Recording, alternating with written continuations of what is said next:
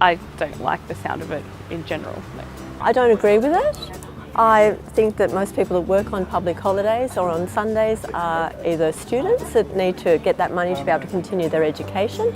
They can't take off much time during the week, so it's not possible for them to work then. Aside from that, it's often people that are married that are trying to get extra money on the weekend when the other partner is at home so that they can save to get a house, because housing is so expensive these days, or even just to pay rent. Just ridiculous. They're taking millions out of the system themselves. They cut our money for everybody else. I don't know, I feel like they're the people that probably need it the most that get it cut. I think it'd be good for small businesses, because I think the small businesses are being getting a tough rap with wages lately compared to the wages that big companies like Woolies and Coles have to pay their workers. Well, Coles and Woolies have their EBA negotiated contracts that don't pay the same penalty rates as small businesses have to, and they're the ones that can most afford to pay those rates. So small businesses are the ones that struggle to stay open when on Sundays they've got to pay twice the labour costs, and it's a big deal. I don't agree with it. I think it's just hurting people who need it most, in a sense, yeah.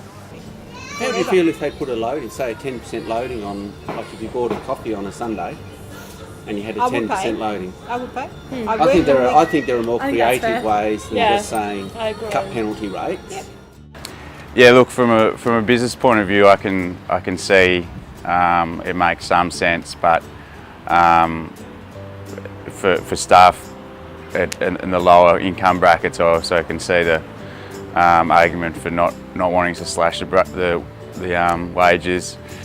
Well, I've worked in retail before, and I'd rather not be working. I don't think anyone would rather work on Sundays. It's much nicer to have the day off with the rest of the world, in my experience. And yeah, I think getting paid more to have to work is fine. Yeah.